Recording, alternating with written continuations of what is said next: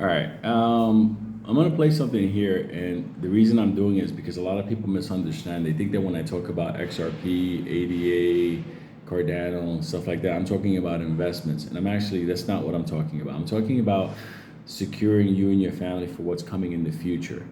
You have to understand on this specific topic and this specific area. I have a background in this thing. Please understand. I was one of the key core group of people that was creating the whole digital cross border payment, digital validation nuts in Silicon Valley. All this shit you see now, online banking, e-checks, electronic letters of credit, all this fucking instantaneous money moving shit, everything.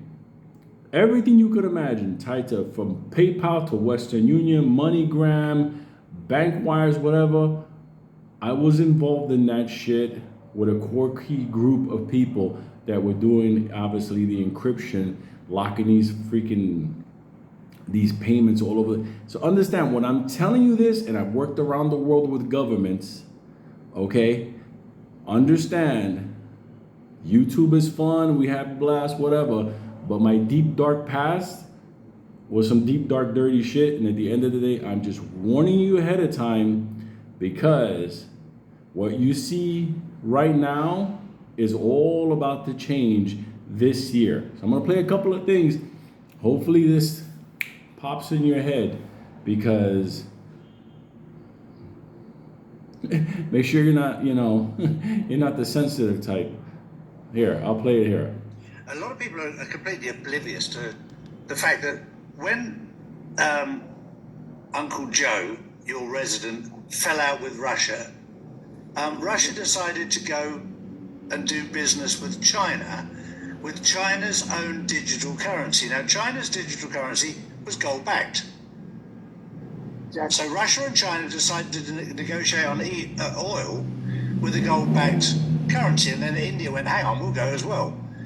Just so that people realize, India and China, 1.5 billion in each country. That's 3 billion people. Just in India and China. Russia added to that, Brazil added to that, South Africa added to that, takes it up considerably, and they're known as the group of BRICS. Now, this is where America is not seeing, because media are not covering this. Along with BRICS, there are countries that have already joined the BRICS group. Egypt has joined them.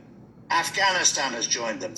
Algeria, Indonesia, Kazakhstan, Nicaragua, Nigeria, Senegal, Thailand, the United Arab Emirates, Argentina, Iran, Saudi Arabia, Zimbabwe, Iraq, and interestingly enough, the United Kingdom.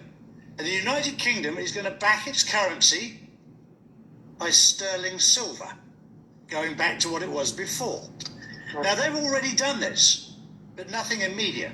Now, there's a list of countries that have applied but not yet been integrated. Costa Rica, El Salvador, Guatemala, Honduras, Panama, Bolivia, Chile, Cuba, Ecuador, Peru, Uruguay, Venezuela, Azerbaijan, Mongolia, Tajikistan, Turkmenistan, Uzbekistan, Pakistan, Sri Lanka, Vietnam, Turkey, and the fun one, Germany. The fact that Germany has applied tells me that the European Union's days are completely over. Because if the Germans are leaving the EU, it was only the Germans and the British that were putting in, the rest were taking out. Exactly. So let's talk about this because, so number one, just the BRICS alone, Brazil, Russia, India, China, South Africa, represents about 47% of Correct. the world, of the Correct. population. I mean, you mentioned China and India, yeah. It's incredible.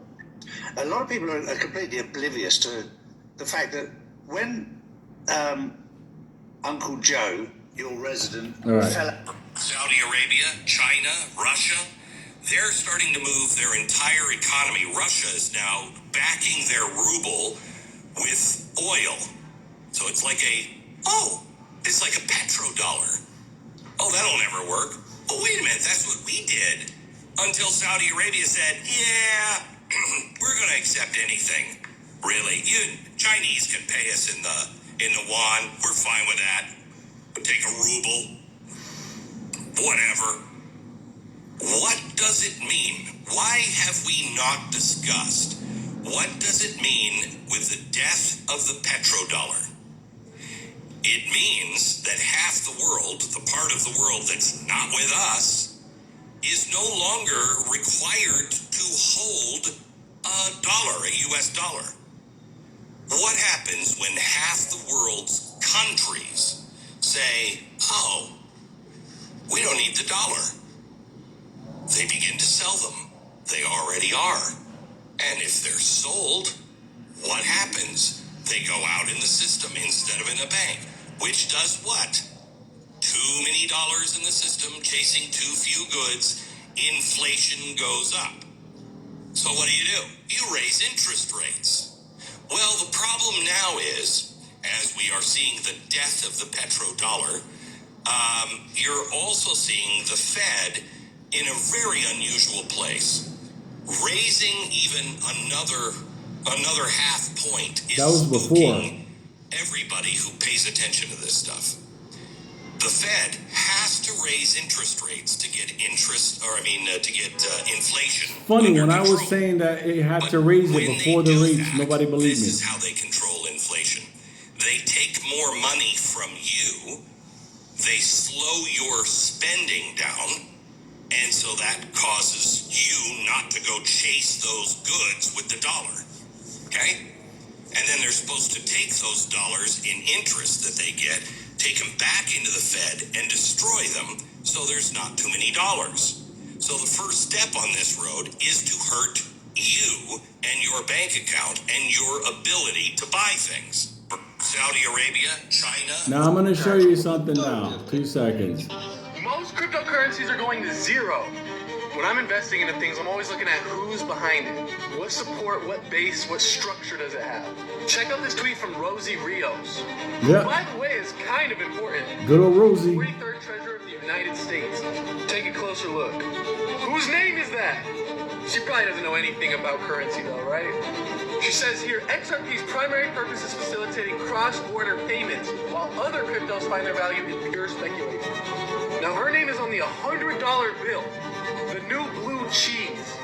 Why would she end her glorious, historical career at Ripple? Unless something big was going on. Let me know what you think in the comments. Now, I'm going to show you something with Jim Rickards. For what we're talking about, which is a world where the dollar as a reserve currency will not be deposed overnight, but as a payment currency, there's a difference between a reserve currency and a payment currency. Right. Anything can be a payment currency. If I want to pay you with baseball cards and bottle caps, and you're okay with that, then it's a currency. So when we see the BRICS Plus, the Shanghai Cooperation Organization, OPEC Plus, China individually, all these countries are the Eurasian European Economic Union, which is Putin's answer to the EU. All of these organizations are working on new payment systems right now, and they're going to start to roll them out this year. New payment systems. So that's going to be Running a on what? change in how we pay for things. And I think that's such an important. For what we're Let me tell you something, people. What I'm telling you, and I'll give you a quick recap. The world is abandoning the American system. The American system is in danger. They're reacting by raising interest rates, which will lead to more chaos. While the rest of the world is starting to put together a network, okay? Hey, this is my currency. Could I join this BRICS group? But what's going to tie all those cross-border payment settlements is the Ripple network using XRP. In one of the earlier videos, one of the countries that applied for the BRICS nation should raise a lot of alarms to Americans. It's Panama. Panama is a dollarized economy. Since the beginning, they were always on the dollar because the United States built the canal, yada, yada, yada. Well, they had the dollar. I lived in Panama when they created their quasi-fake currency called the Balboa to offset their hyperinflation. Trust me, that didn't work good for them. They ran into price controls. People trying to buy things at the supermarket. They're like, oh, you can't. 1 bag of this for you, 2 cans of this. That's what they ran into. Okay, so now they are looking to join the BRICS. And obviously, what they're going to do is they're going to try to use their fake currency, national currency, get on it and use it for moving back and forth all the money that they get through the canal. What I'm trying to tell you is, people, the future is already here. You're just not seeing it. AMC's fun and all. We're trying to avenge Luna. I get it. But at the end of the day, please understand there's a monster coming. And when I talk about this world, understand it's because it's real, it's happening, and it's tied to our all financial well-being shit, our fucking well-being and safety, our payments on home, food, whatever. So I hope this helps you, and I hope you let it register, because it ain't just me now talking about it.